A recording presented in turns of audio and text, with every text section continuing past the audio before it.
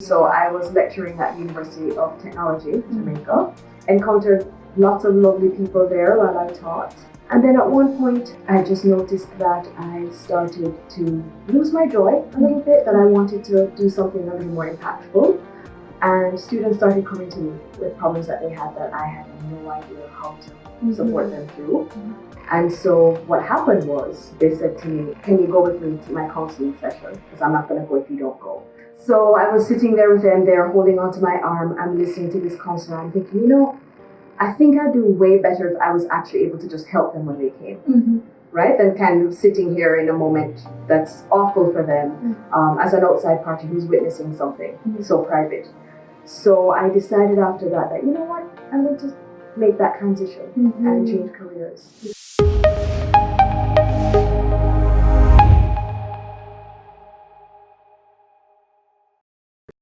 Welcome everyone to another episode of Meta Transitions. Today you can see that we're in a different setup, right? We're in COVID times and we just wanted to make sure that we're following the protocols. So I'm here with Christina Fenton and she is very far away from me, as you can see. But we just wanted to meet with her face to face so we can have this great conversation that we're going to have. Christina is a fellow counselor, a registered clinical counselor here in BC, and she's going to share some great stuff with you. So stay tuned. All right, Christina, we're just going to jump right into it. What is your story? My story. My story started in South America. I was born in Guyana to a Jamaican father and a Guyanese mother. And we left Guyana in 1983 and went to Jamaica, and I spent most of my life there. I, did a whole bunch of different interesting, at the time, very weird and not connected things. I did all the things I was supposed to do. I went to school, went to UE, studied Spanish. Everybody went, what are you going to do with that? Like, okay, so you're studying Spanish and then what? And then after that, I went on to do communication studies because I just thought I liked the whole idea of marketing, PR, that kind of stuff. Honestly, by accident, landed in teaching. So I was lecturing at University of Technology, Jamaica. And I was there for 11 years.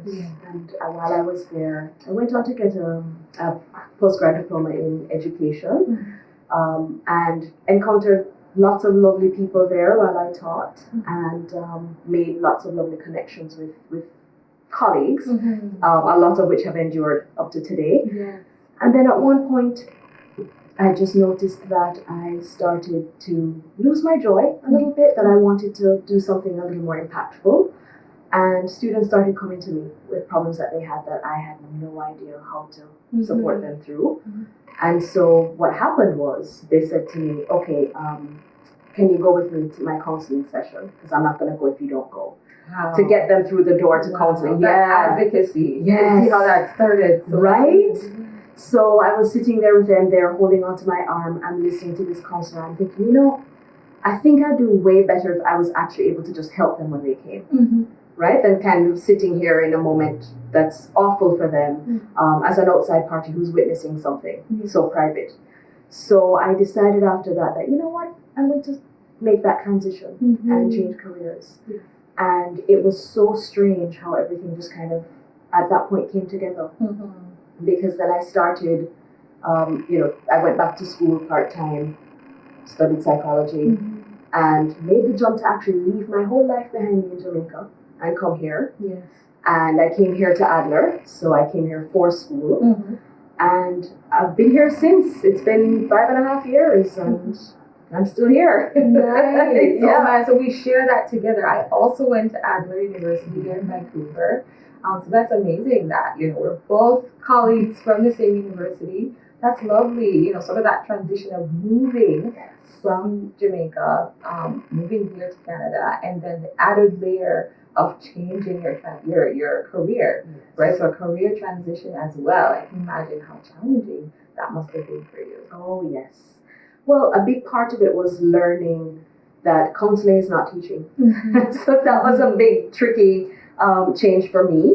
And, the fact that also in Jamaica, and you know this, whatever comes to the mind comes out the mouth at 500 miles an hour. Yes. So I had to learn, dial it back, and, learn to ask questions in a way that doesn't, the Jamaican way, that we're very big, huge gestures, very loud. So I've had to learn to kind of dial that back a little.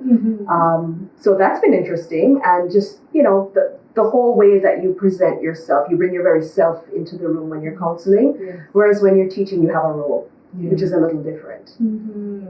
I can imagine, needing to switch, from those two roles. But I can imagine, how teaching may even, make your counseling, I guess, seeing it from a different perspective too. I'm sure that, yes, it takes away a little bit, but then does it enhance? Oh, yes, I found that it does, in the sense that when I am with clients, that psychoeducation piece, that the teaching experience helps, right? Because then it's almost like when I'm trying to explain something to them that is a new concept for them, and the way that you get that across, sometimes you think to yourself, okay, what would be the thing that this person might take from this that's actually important to them? And so that helps sometimes. Sometimes it hinders, because then you don't want to be sitting there and lecturing at people, because that's not what they're there for. But yeah, so that sometimes is something that I have to think very intentionally about when I'm in session with people. Makes sense. Yeah. Makes sense. All right. So you moved from Jamaica to Canada, and now you're a counselor. In sort of this counseling space, what are the clients that you see, and what sort of brought about transformation within sort of your influence as a counselor? Honestly, this has been a very weird but very fulfilling journey. When I came here, it was my intention to focus on seniors, because in Jamaica everyone tends to be quite concerned about seniors, very respectful. Everybody's mommy, everybody is elder. And when I came here, that was a shock to me that society didn't quite do that. But I intended to focus on seniors. However, as life would have it, things just happen. And, I started getting a lot of people who were part of the LGBTQ community. I started getting, especially if they were from the Caribbean, because as we know, and it breaks my heart, we do need to evolve. We definitely do. To recognize that, you can still have a stable democracy and have marriage equality and equal rights around those kinds of things. And that's one of the things that I'm very, very passionate about. But also what happened that's been very interesting and extremely kind of weird is, I've also been seeing a lot of African descended people. Yes. And I noticed it happened in June of last year. So COVID happened and all kinds of things, started coming up for people. And then George Floyd. And all of a sudden my caseload went from this lovely eclectic mix of people coming in for all kinds of concerns to racial trauma opening for people. And just recognizing that sometimes your specialization chooses you. Definitely. I completely hear you there, right? So, I'm hearing that transition within our social justice climate, right? And how that can even change sort of the clientele that you see. Yes. Right? So intending to see and focus in on, valuing seniors and, counseling seniors and helping them through sort of their end of life transition. And then recognizing that, the LGBTQ community chose you. Yes. Right? And it could also be because of that strong, sense of belief that you want to be an advocate, right? And they're like, you can see the genuineness possibly. And what's interesting about that is that with seniors, that concept of intersectionality is so real. Because a senior is not just a senior. This is a senior who may be queer, who may be racialized, who may be immigrant, who may have a language barrier, right? So the stories are so much richer because then you sit in the presence of this person who has seen so much. And all they really need is some support. And so, I've always felt that counseling is this profession that we are called to. And we live our lives in service to others. And to just sit in the presence of that has been really quite amazing. And so when younger people were coming in, I had people who were involved in activism coming in and saying to me that, we really need some support. I found that there are certain things that, regardless of age, are universal. We all want to feel safe. We all want community. We all want to know that our lives matter. I was just hearing that strong sense of, wanting to advocate is amazing, right? And you do that within our counseling space, right? Wanting to create a safe space for people. And you talked about sort of trauma, right? And since I guess last year, June of last year, we know what happened with George Floyd, right? I will also admit that my caseload has gone through the roof too, and it's so tough to refer because everybody is feeling the same thing, right? You're like, oh, I'm at capacity, let's refer out, and they're like, but I'm at capacity too. You're just like, what do you do? Sort of like you have to open up space and to figure out, okay, how can I create space, right, to be able to help in this way? Because you know what? There's been such a huge stigma within our community regarding seeking help. And now that, in a sense, it's created an opportunity for people to recognize the need for help. It's devastating and it's challenging and it's hard.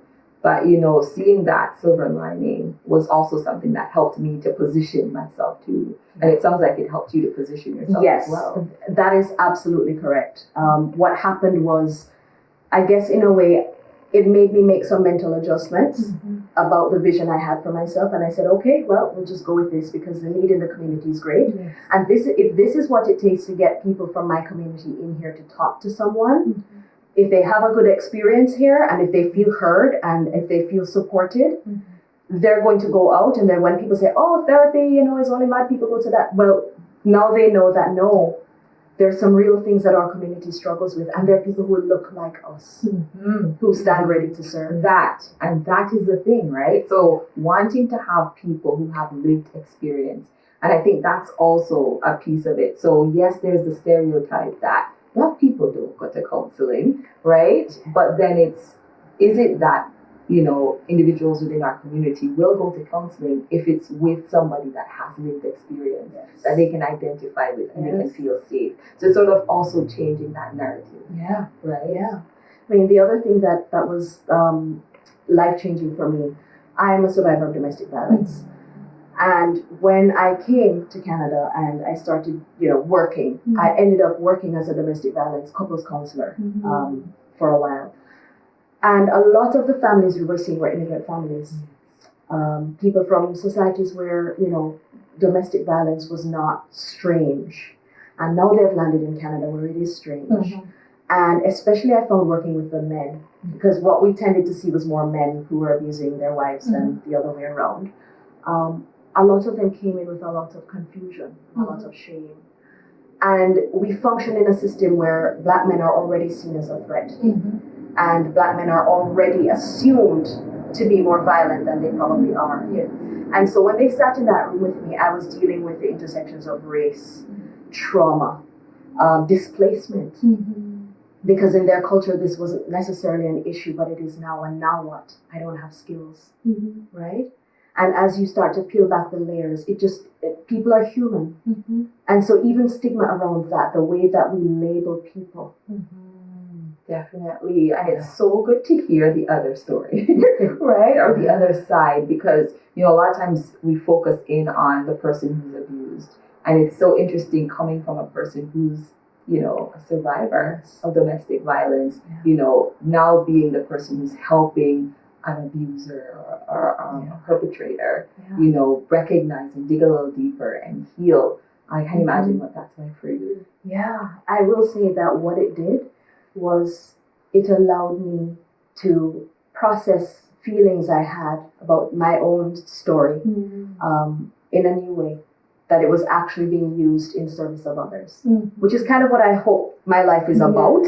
Ultimately, is living in service to others and empowering others and, helping people to remember that they're human. Definitely. It's so, great to have you here and just sort of sharing with us, what life is like for you as a counselor, as you transitioned yourself from the Caribbean to North America, and sort of the clientele that you're meeting with, and as you said, the clientele that chose you, Yes. and the sort of social justice work that chose you as well, like it's chosen me. And I guess I'm wanting to find out, people who are wanting to sort of seek help, right? Who are finding it difficult. What are some tips that you can give to them so that they can, identify maybe when is it the right time to seek help, and then where can they go? Yeah. Well, at this point, that's a question I've been pondering a lot. My answer to that would be that anytime that you're facing a situation that feels larger than yourself, that's the time to reach out, right? Community is essential for our mental well-being. COVID has taken that. And so there's a whole lot of things that tend to come up when we're isolated. Our minds go to very dark places. And the important thing is to know that you're not alone. And even if all you do is show up to your appointment, that's work, and that's brave. Yes. And the rest of that is my job. Is to help you to feel comfortable and connected and understood. And so, as I would, hope to have the community know, yes, I know that there's distrust of certain systems in place. I understand that there's a historical abuse that we have faced. That is real, and I don't want to diminish that.